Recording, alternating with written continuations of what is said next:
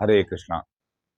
श्रीमद् भगवत गीता की आरती में यह बात कही गई है कि कर्म सुमर्म प्रकाशिनी कामासक्ति हरा तत्व ज्ञान विकासिनी विद्या ब्रह्म परा। अर्थात यह श्रीमद् भगवत गीता कर्म के मर्म को बताने वाली, तत्व ज्ञान क्या है यह समझाने वाली और ब्रह्म विद्या है। इसलिए सभी विद्याओं में यह सर्वश्रेष्ठ विद्या है। इसे जन जन को अपनाना चाहिए। और श्रीमद् भगवत गीता में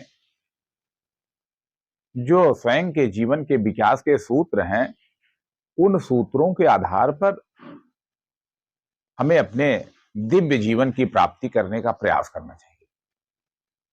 आइए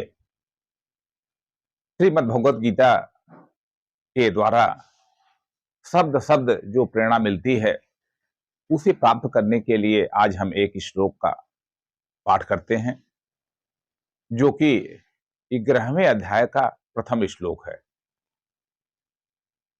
इस अध्याय में, जिसका नाम कि विश्व रूप दर्शन योग है, भगवान ने अर्जुन को अपना विराट रूप दर्शन कराया है। वह श्रीमद् भगवत गीता के 11वें अध्याय का प्रथम श्लोक इस प्रकार से है। अर्जुन उवाच मदनुग्रहाय परमं गुह्यम् आध्यात्म संगीतम् यत्योक्तं वचस्तेन मोहोऽयं विगतो मम। अर्जुन बोले, मुझ पर अनुग्रह करने के लिए आपने आध्यात्म विषयक जो ज्ञान उपदेश मुझे दिया है, उसके द्वारा मेरा संपूर्ण मोह नष्ट हो गया है। आत्मीय बंधुजन, 10 अध्यायों में भगवान ने अर्जुन को जो ज्ञान दिया, और 10वें अध्याय के अंत में भगवान कृष्ण ने जो बात कही कि हे अर्जुन, यह जो संसार है, इसको मैं अपने शक्ति के एक अंश मात्र से धारण किया हूं। तो यह जो ब्रह्मांड है, जो विश्व है, इसको कौन धारण करता है, इत्यादि तमाम प्रश्नों के बारे में जैसे हम सब लोगों को कोई जानकारी नहीं है, क्योंकि हम वो विद्या पढ़ते ही नहीं है, वैसे ही अर्जुन भी शस्त्र की विद्या, राजनीति की विद्या, ये सबको तो जानते थे, लेकिन उन्हें ये विद्या पता नहीं थी, आध्यात्मिक विषय। वास्तव में ये 3 प्रश्न हम सबके जीवन में, मानव मात्र के जीवन में आते हैं कि मैं कौन हूं, और दूसरा प्रश्न है कि यह प्रकृति क्या है, और तीसरा प्रश्न है कि इस प्रकृति और मुझ में संबंध क्या है। तो वास्तव में स्वयं के बारे में, यानी आत्मा के बारे में जो जानकारी है, ये बड़ी ही गुह्य है। उसी बात को अर्जुन कह रहे हैं कि गुह्यम आध्यात्म संगीतम, यह परम गुह्य ज्ञान जो आपने दिया है, उसके द्वारा मेरा मोह नष्ट हो गया है। बंधुओं, इस श्लोक में अर्जुन ने भगवान के प्रति जो उन्होंने ज्ञान दिया, कृतज्ञता ज्ञापन किया है।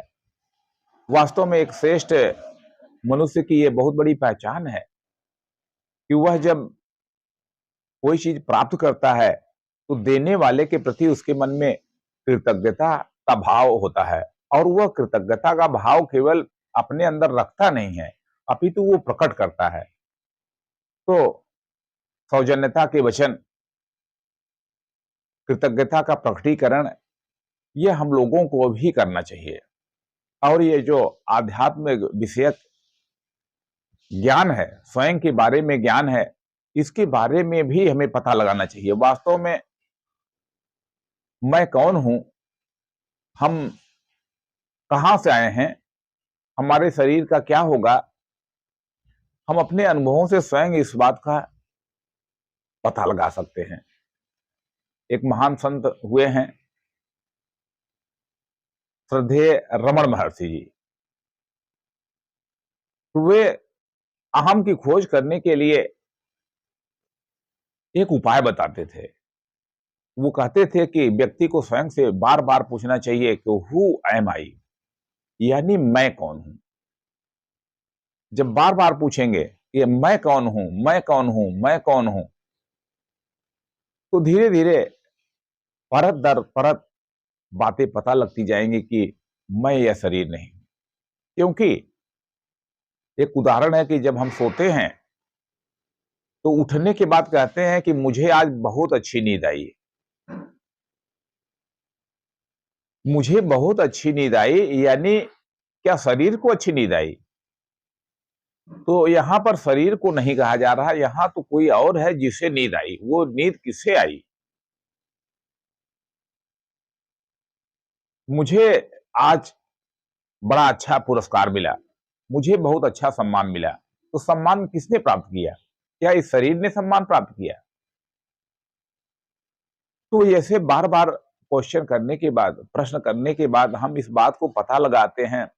और यही बात आदिगुरु शंकराचार्य ने अंत में जाकर के कही है कि मनोबुद्धि अहंकार चित्तानि नाहम, न च घ्राण नेत्रम, न च श्रोत्र जिह्वे, न च व्योम भूर्मिन तेजो न वायु, चिदानंद रूप शिवोहम शिवोहम। तो यह आत्मदर्शन का जो ज्ञान है, जिसे कि भगवान ने कृपा पूर्वक अर्जुन को प्रदान किया है, यह परम गुह्य ज्ञान है। वास्तव में मानव जीवन में सुख का आधार यही ज्ञान है। बंधुओं, आज आप देखिए कि हम सब में वही एक आत्मा है, उसका दर्शन न करने के नाते कितना बड़ा दुख झेलते हैं। देखिए कि रूस और यूक्रेन में युद्ध शुरू हुआ।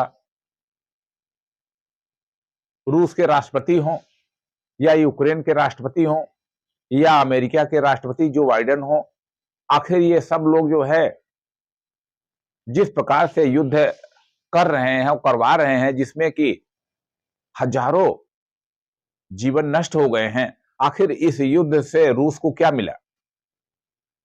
आखिर इस युद्ध को भड़काने के लिए जो बाइडेन जो हजारों लोगों को मरवा रहे हैं, तो उनको क्या मिला? आखिर यूक्रेन को युद्ध में क्या मिल गया?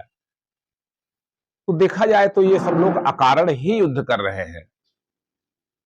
और उसका मुख्य कारण है कि हम अपनी असलियत नहीं समझ पा रहे हैं और समय की, शक्ति की बर्बादी युद्ध में कर रहे हैं। कोई न्याय की बात नहीं है, कोई विश्व के हित की बात नहीं है,